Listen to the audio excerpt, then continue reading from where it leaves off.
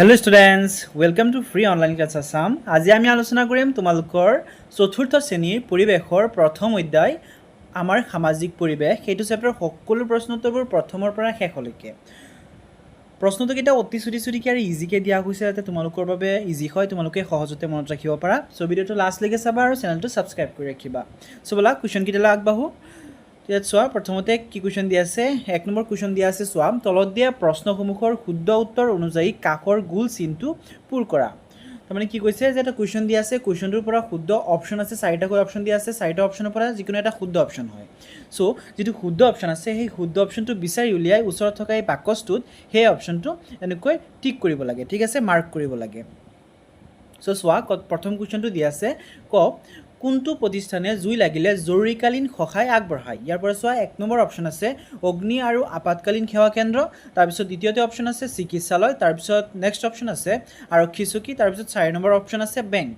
ইয়াৰ পৰা শুদ্ধ অপশ্যনটো কোনটো হ'ব, এক নম্বৰ অপশ্যন অগ্নি আৰু আপাতকালীন সেৱা কেন্দ্ৰ। তাৰপিছত চোৱা খ নম্বৰ কুৱেশ্যন, কোনটো প্ৰতিষ্ঠানে ঋণ প্ৰদান, ধন জমা ৰখা আৰু ধনৰ লেনদেন কৰে। চ' ইয়াৰ পৰা শুদ্ধ অপশ্যন কোনটো হ'ব, চব প্ৰথম অপশ্যন দিয়া আছে আৰক্ষী চকী, চিকিৎসালয়, তাৰপিছত বেংক, তাৰপিছত পুথিভঁৰাল। চ' টকা পইচাৰ লগত জড়িত কোনটো হ'ব, এইটো হ'ব 3 নম্বৰ বেংক। তাৰপিছত চোৱা নেক্সট, তলৰ কোনগৰাকীয়ে পকী ঘৰ সজা, মেৰামতি আদিৰ কাম কৰে। ইয়াৰ পৰা প্ৰথম অপশ্যন আছে কাঠমিস্ত্ৰী, তাৰপিছত অপশ্যন আছে ৰং মিস্ত্ৰী, তাৰপিছত আছে ৰাজমিস্ত্ৰী, তাৰপিছত আছে পাইপ মিস্ত্ৰী। ইয়াৰ পৰা শুদ্ধ অপশ্যনটো হ'ব চোৱা 3 নম্বৰ ৰাজমিস্ত্ৰী। একেবাৰে ইজি হয়, যদি তোমালোকে ৰিডিং পঢ়িব পাৰা তেনেহ'লে এইকেইটা ইজিলি কৰিব পাৰিবা, কাৰণ এবাৰ ৰিডিং পঢ়িলে তোমালোকে বুজি পাবা কি সুধিছে।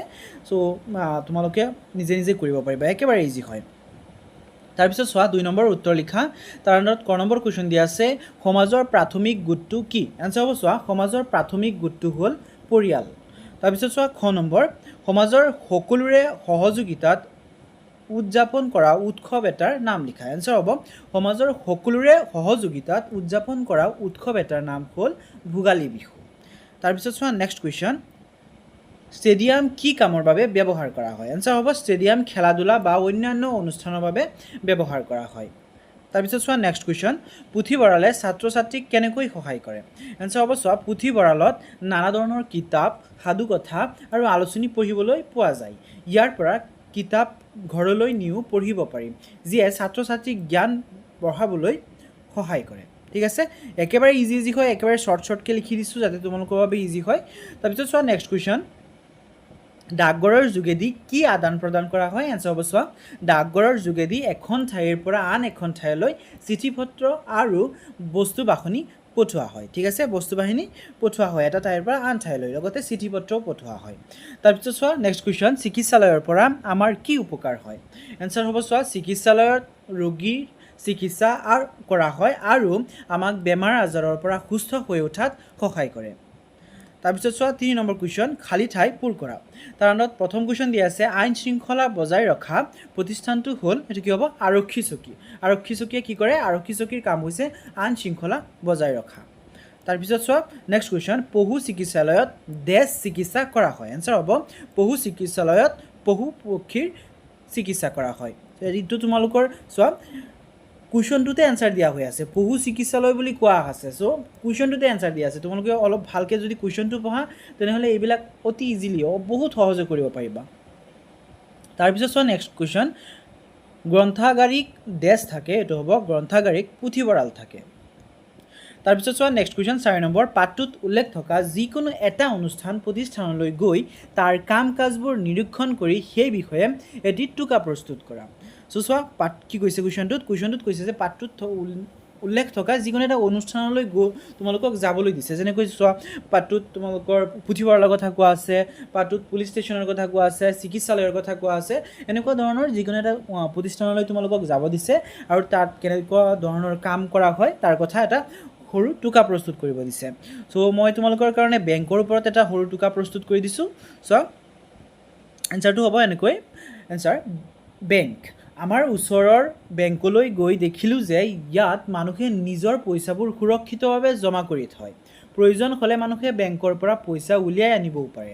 ইয়াৰ উপৰি বেংকে দৰকাৰৰ বাবে মানুহক ঋণ দিয়ে, মানে টকা ধাৰলৈ দিয়ে। ঠিক আছে, একেবাৰে শ্বৰ্টকৈ লিখি দিছোঁ।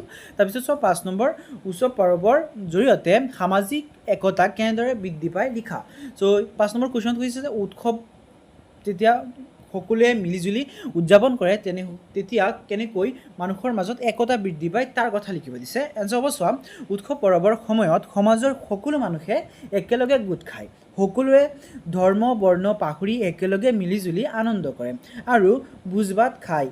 ইয়াৰ ফলত মানুহৰ মাজত মৰম চেনেহ বাঢ়ে আৰু সামাজিক একতা গঢ়ি উঠে। তাৰপিছত চোৱা নেক্সট কুৱেশ্যন, পৰিয়ালক সমাজৰ গঠনৰ আধাৰ বুলি কিয় কোৱা হয় লিখা। ইম্পৰ্টেণ্ট কুৱেশ্যন হয়, তোমালোকে মাৰ্ক কৰি ৰাখিবা এইটো। এনচাৰ হ'ব চোৱা, শিশুৱে ভাল ব্যৱহাৰ আৰু মিলিজুলি থকাৰ প্ৰথম শিক্ষা নিজৰ পৰিয়ালৰ পৰাই পায়। পৰিয়ালৰ ভাল শিক্ষাই এখন ভাল সমাজ গঢ়াত সহায় কৰে, সেইবাবে পৰিয়ালক সমাজ গঠনৰ আধাৰ বোলে। ঠিক আছে, চ' এনচাৰটোত কি কৈছে যে পৰিয়াল এটাৰ পৰাই নতুন শিশু এটা জন্ম হয়, শিশু এটা জন্ম হৈ পৰিয়ালটোৰ পৰাই এইটো শিকিবলৈ পায় যে ভৱিষ্যতলৈ গৈ কি কৰিব লাগিব, ভাল শিক্ষা, মানুহৰ লগত কেনেকৈ চলিব লাগিব, এনেকুৱা ধৰণৰ সকলোবোৰ কথা পৰিয়ালৰ পৰাই প্ৰাথমিক শিক্ষা হিচাপে গ্ৰহণ কৰে। আৰু ভৱিষ্যতলৈ গৈ এই শিশুসকলেই কি হয়, ভৱিষ্যতে পৰিয়াল এখন চলায়। চ' সেইকাৰণে পৰিয়ালক কি বুলি কোৱা হয়, সমাজ গঠনৰ আধাৰ বুলি কোৱা হয়। ঠিক আছে, তাৰপিছত চোৱা নেক্সট কুৱেশ্যন, তলত দিয়া বৃত্তিধাৰী লোকসকলৰ কোনটো অনুষ্ঠান প্ৰতিষ্ঠানৰ লগত জড়িত হৈ আছে লিখা। ত' ইয়াত চোৱা বৃত্তিধাৰী কি কৈছে, বৃত্তিধাৰীৰ আণ্ডাৰত শিক্ষক, পশু চিকিৎসক এনেকুৱা ধৰণে দিয়া আছে।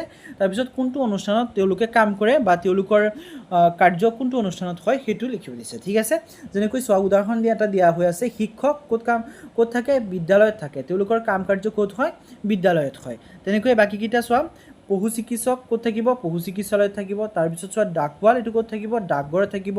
তাৰপিছত গ্ৰন্থাগাৰিক, এইটো ক'ত থাকিব, পুথিভঁৰালত। তাৰপিছত আৰক্ষী ক'ত থাকিব, আৰক্ষী চকী। তাৰপিছত নাৰ্ছ, চিকিৎসালয়। Bank manager, bank. উকিল, আদালতত থাকিব। তাৰপিছত চোৱা নেক্সট, অগ্নি নিৰ্বাপক কৰ্মী, এইটো ক'ত থাকিব, অগ্নি আৰু আপাতকালীন সেৱা আস্থান। তাৰপিছত চিকিৎসক, এইটো থাকিব চিকিৎসালয়ত। তাৰপিছত ন্যায়াধীশ, আদালতত থাকিব। আৰু উপাচাৰ্য ক'ত থাকিব, বিদ্যালয়ত থাকিব। উপাচাৰ্য মানে কি হয়, অধ্যক্ষ, তাৰমানে প্ৰধান শিক্ষক। ঠিক আছে, তাৰপিছত চোৱা নেক্সট কুৱেশ্যন, তলৰ তালিকাখনত দেখুওৱা বৃত্তিধাৰী লোকসকলৰ কাৰ্যসমূহ লিখা। সেই আগৰ নিচিনা হয়, বাছ তলত চোৱা কেইটামান দিয়া হৈ আছে বৃত্তিধাৰী লোকসকলৰ, আৰু কাৰ্যকেইটা তোমালোকে নিজে লিখিব দিছে। যেনেকৈ চোৱা ইয়াত প্ৰথমতে দিয়া আছে খেতিয়ক, খেতিয়কৰ কি কাম হয়, শস্য উৎপাদন কৰে হয়নে। ত' খেতিয়কৰ কোনটো কাম হয় সেইটো লিখিব দিছে। চ' ইয়াত যিকেইটা বৃত্তিধাৰী লোক দিয়া আছে, যিকেইটা বৃত্তিৰ কথা কোৱা আছে, সেই বৃত্তিৰ কাম কি হয় সেইটো লিখিব দিছে। ঠিক আছে, লগতে তোমালোকৰ ফটো এটা দিয়া হৈ আছে, পিকচাৰ এড কৰা হৈ আছে, তোমালোকে সেইটো চাইছেও লিখিব পাৰা। যেনেকৈ চোৱা ইয়াত দিয়া হৈ আছে ইলেক্ট্ৰিচিয়ান, তো কিহৰ কাম কৰে, ইয়াত চোৱা ৱায়াৰ চয়াৰ দিয়া আছে, তাৰমানে কি কাৰেণ্টৰ কাম কৰে হয়নে, তাৰমানে বিজুলী বা ইলেক্ট্ৰিকৰ মেৰামতি আৰু সংযোগৰ কাম কৰে। তাৰপিছত চোৱা নেক্সট ৰাজমিস্ত্ৰী, ৰাজমিস্ত্ৰীয়ে কি কৰে, ইয়াত দেখিবলৈ পাইছা ঘৰ সাজা, পকী ঘৰ সাজা কাম কৰে হয়নে। চ' ইয়াত চোৱা পকী ঘৰ সজা, মেৰামতি আদি কাম কৰে। তাৰপিছত চোৱা পাইপ মিস্ত্ৰী, পাইপ মিস্ত্ৰীয়ে কি কৰে, পানীৰ পাইপ লগোৱা আৰু মেৰামতিৰ কাম কৰে। তাৰপিছত চাফাই কৰ্মীয়ে কি কৰে, আৱৰ্জনা চাফা কৰা আৰু পৰিষ্কাৰ পৰিচ্ছন্নতা কাম কৰে। তাৰপিছত মোবাইল মেৰামতি, ইয়াত কি হ'ব, বেয়া হোৱা মোবাইল মেৰামতি কৰে। একেবাৰে ইজি হয়, তোমালোকে এইকেইটা ছবিকেইটা চালে লগতে ওচৰত যিটো লিখা আছে এইটো যদি তোমালোকে ভালকৈ পঢ়ি চোৱা, তেনেহ'লে তোমালোকৰ এইকেইটা কাম কি হয়, এই বৃত্তিৰ কোনকেইটা কাম কৰে এইকেইটা ইজিলি কৰিব পাৰিবা, একেবাৰে সহজ হয়। চ' ষ্টুডেণ্টছ, এইখিনিতে তোমালোকৰ এইটো চেপ্টাৰৰ সকলো প্ৰশ্নোত্তৰবোৰ শেষ হৈছে। যদি ভিডিঅ'টো ভাল লাগিছে তেনেহ'লে লাইক কমেণ্ট শ্বেয়াৰ এটা কৰিবা আৰু চেনেলটো ছাবস্ক্ৰাইব কৰি ৰাখিবা। তোমালোকৰ সৰু এটা লাইক, এটা কমেণ্ট, এটা শ্বেয়াৰে মোক বহু পৰিমাণে অনুপ্ৰেৰণা যোগায়। চ' যদি ভিডিঅ'টো হেল্পফুল বুলি ভাবিছা তেনেহ'লে চেনেলটো ছাবস্ক্ৰাইব কৰি ৰাখিবা। আৰু লগতে ষ্টুডেণ্টছ, তোমালোকে এইটো চেনেলৰ প্লেলিষ্টটো ভিজিট কৰিব পাৰা, তাত সকলো চেপ্টাৰ, সকলো ছাবজেক্টৰ ভিডিঅ'বোৰ চিৰিয়েল কৰি দিয়া আছে, তাৰ পৰা চাব পাৰিবা। আৰু লগতে নেক্সট চেপ্টাৰৰ ভিডিঅ'ৰ লিংকটো এইটো ভিডিঅ'ৰে ডেছক্ৰিপশ্যন বক্সত পাই যাবা, তাৰ পৰা চাব পাৰিবা। ভিডিঅ'টো লাষ্টলৈকে দেখা বাবে ধন্যবাদ।